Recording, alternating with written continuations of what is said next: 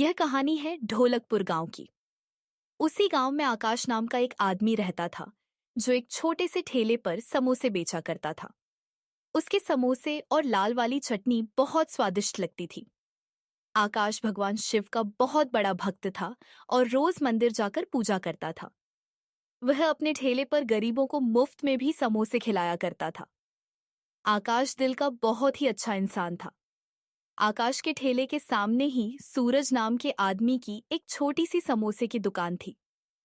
सूरज बहुत ही घमंडी था। आइए, आइए, सूरज के हाथों के गर्मा गर्म समोसे खाइए। सूरज की दुकान पर ग्राहकों की बहुत लंबी लाइन लगी रहती थी, लेकिन आकाश के ठेले पर सिर्फ मक्खियां ही घूमती रहती थीं। आइए भैया, आइए, गर्मा गर्म समोसे खाइए। भैया, आपको दूं क्या? ये समोसे बहुत स्वादिष्ट हैं। लेकिन वह कुछ कर नहीं पाता। ग्राहक उसके यहाँ बिना कुछ खाए, बिना कुछ बोले ही वहां से चले जाते। यह सब देखकर आकाश बहुत उदास हो जाता। हे शिव जी, मेरी मदद करो। ऐसे ही शाम हो जाती और आकाश अपने घर चला जाता। घर में उसकी पत्नी सीमा थी। आज भी कुछ कमाई नहीं हुई ना? जो भी था सब गरीबों में बांट दिए होंगे। तुम्हें पता तो है, गरीबों को खिलाना बहुत बड़ा पुण्य का काम है। इस पुण्य के चक्कर में घर में 1 रुपया भी नहीं आ रहा है। मुझे समझ नहीं आता कि मैं घर कैसे चलाऊं। अरे कमाई तो मेरी भी होती, लेकिन सामने ही सूरज की बड़ी दुकान है, इसलिए लोग वहीं चले जाते हैं। इसलिए मैं तुमसे कहती हूँ, तुम सरपंच जी के यहाँ काम कर लो। कम से कम घर का खर्च तो निकल जाएगा। देखो, मेरे पिताजी और दादाजी दोनों ही समोसे का ठेला लगाया करते थे और लोगों का पेट भरते थे। लेकिन मैं भी समझता हूं, अगर काम ऐसे ही चलता रहा तो मुझे ठेला बंद करके कोई दूसरा काम ढूंढना पड़ेगा। जब से मेरी शादी हुई है, तब से मैं यही सुनती आ रही हूँ। तुम देखना सीमा, एक दिन भगवान हमारी जरूर सुनेंगे और हमारे भी अच्छे दिन आएंगे। तुम बस झूठी उम्मीदों में जीते रहो।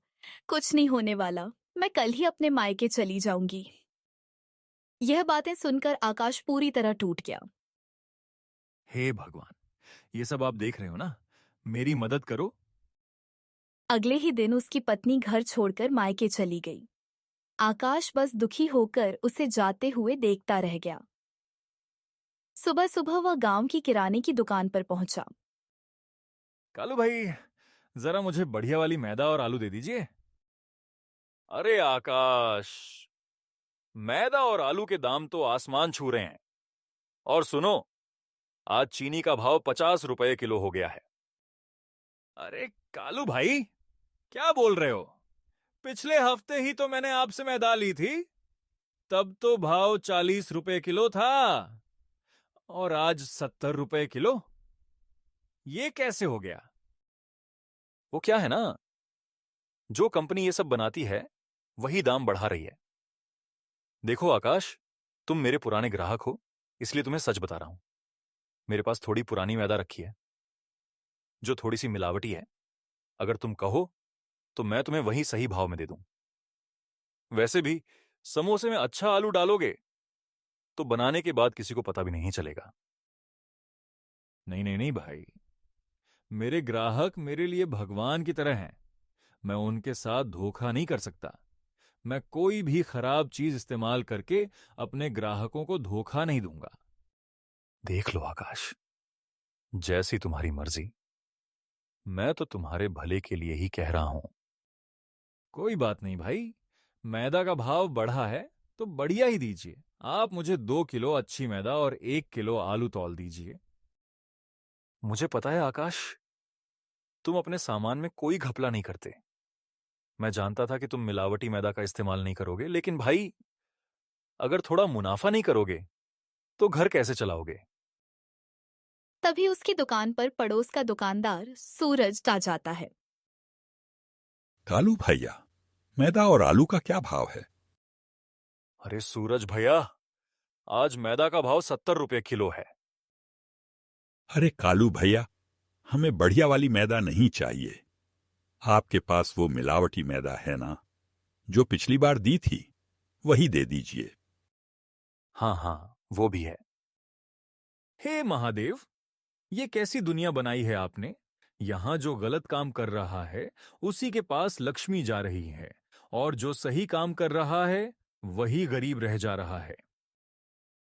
ये सब बातें सूरज जानबूझकर आकाश को सुनाते हुए कह रहा था। सूरज भैया, आप मेरे बारे में कुछ भी कहिए, लेकिन मैं अपने ग्राहकों के साथ बेईमानी नहीं कर सकता। मैं उन्हें कभी मिलावटी समोसे नहीं खिलाऊंगा। अरे आकाश, मैंने तुझसे थोड़ी कहा है कि तू महंगी चीजें लगाकर बैठ और मक्खियां मारता रहा। उसकी बातें सुनकर आकाश बहुत उदास हो गया और अपने ठेले पर आ गया। उसने समोसे बनाकर बाजार के बीच ठेला लगाया, लेकिन उसके ठेले पर एक भी ग्राहक नहीं आया। दूसरी तरफ सूरज मिलावटी सामान इस्तेमाल कर रहा था, फिर भी उसकी दुकान पर भीड़ लगी हुई थी। हे महादेव, ये कैसी दुनिया बनाई है आपने? यहाँ जो गलत काम कर रहा है उसी के पास लक्ष्मी जा रही है, और जो सही काम कर रहा है वही गरीब रह जा रहा है। तभी उसके ठेले के सामने से एक साधु बाबा गुजरते हैं। हे भगवान, कहाँ हो आप?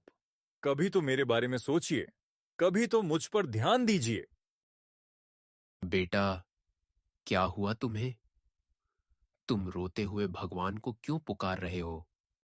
नहीं साधु बाबा, कुछ नहीं, वो तो बस ऐसे ही। क्या हुआ बेटा, बताओ। इतना सब अच्छा करने के बाद भी मेरी किस्मत इतनी खराब कैसे हो सकती है?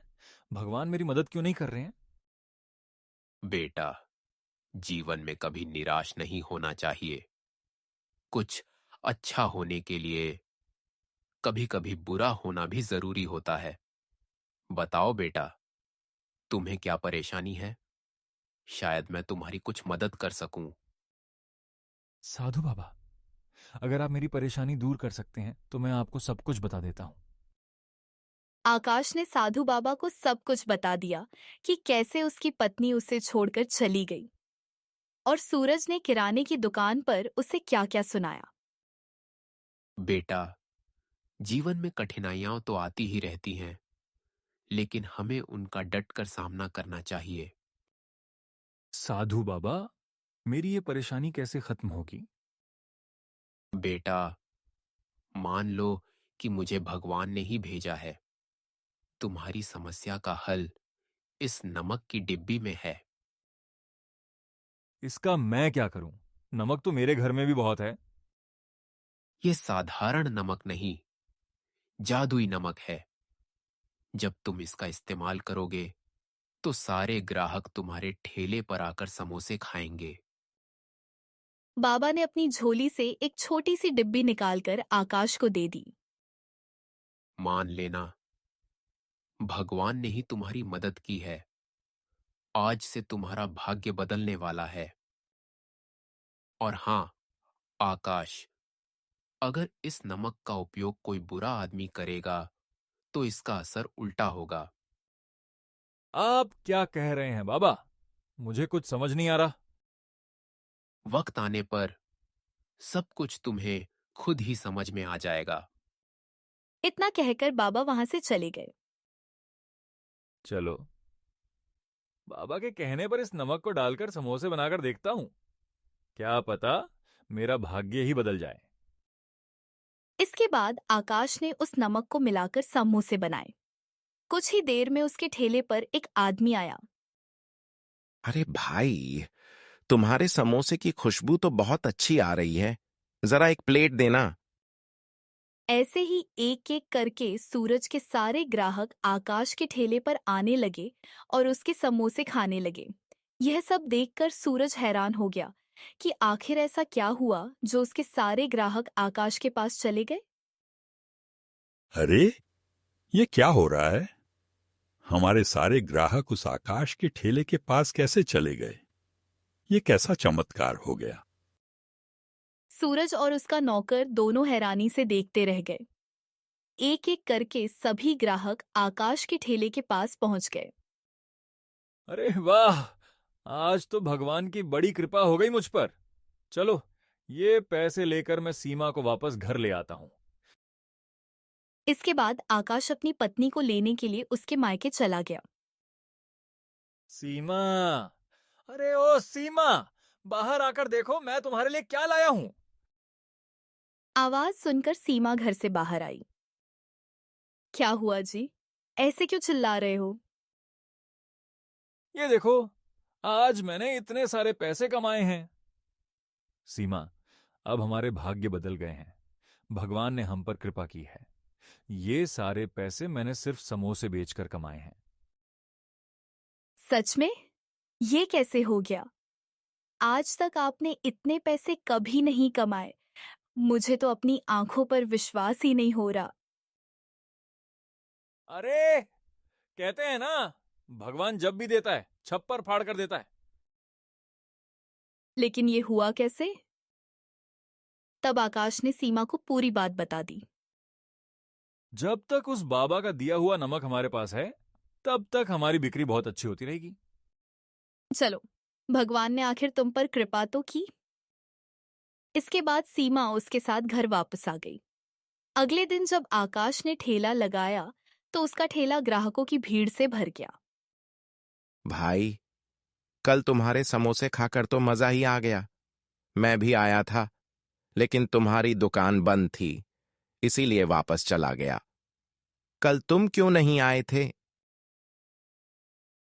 क्या बताऊं भाई, कल सारे समोसे और चटनी खत्म हो गए थे। आज मैं ज्यादा बनाकर लाया हूं।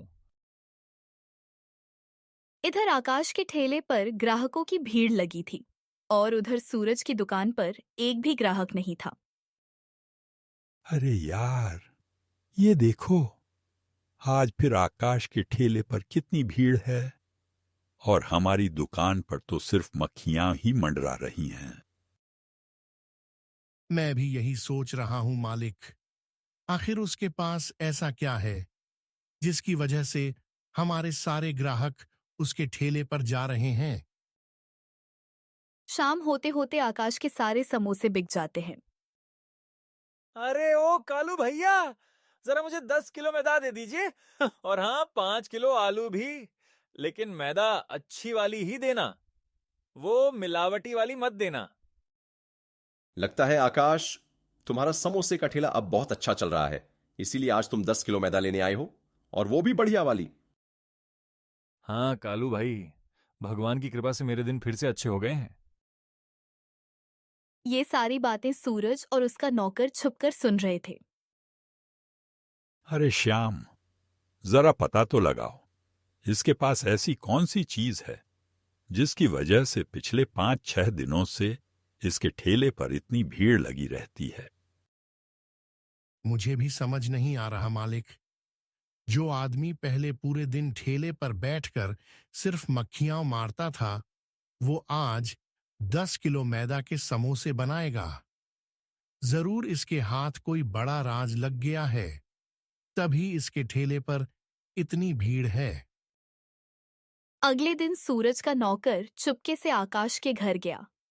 वहां उसे जादुई नमक के बारे में पता चल गया। वह तुरंत सूरज के पास पहुंचा और सब कुछ बता दिया। रात को सूरज खुद आकाश के घर पहुंचा। अरे, कहाँ है वो जादुई नमक जिसके बारे में तू बता रहा था? जल्दी ढूंढ, जल्दी। लेकिन दोनों को ये नहीं पता था कि आकाश छुपकर उन पर नजर रखे हुए था। ये देखो मालिक, आखिर मिल ही गई जादुई नमक की डिब्बी। चल, जल्दी चल, कोई देख लेगा तो सारी मेहनत बेकार हो जाएगी। दोनों उस नमक की डिब्बी लेकर वहां से भाग गए। आकाश ये सब छुपकर देख रहा था। अब आएगा मजा। साधु बाबा ने कहा था, जो लालची आदमी इसका इस्तेमाल करेगा उस पर इसका असर उल्टा होगा। अगले दिन सूरज ने उसी नमक से समोसे बनाए, लेकिन उसके सारे समोसे जल गए और काले होकर बेकार हो गए। अरे ये क्या हो गया? आज मेरे सारे समोसे बर्बाद हो गए। तेरी वजह से मुझे कितना नुकसान हो गया। नहीं मालिक, आकाश अपनी पत्नी से कह रहा था कि ये जादुई नमक है। अब मैं क्या करूं? आज तो मेरा पूरा नुकसान हो गया। ये सब देखकर दूर खड़ा आकाश मुस्कुरा रहा था। तो दोस्तों, हमारी कहानी यहीं समाप्त होती है। अगर आप भी चाहते हैं कि आपके नाम पर भी हम कार्टून बनाएं, तो वीडियो के नीचे कमेंट में अपना नाम जरूर लिखें और वीडियो को लाइक करना न भूलें। हम आपके नाम की भी कहानी बनाएंगे।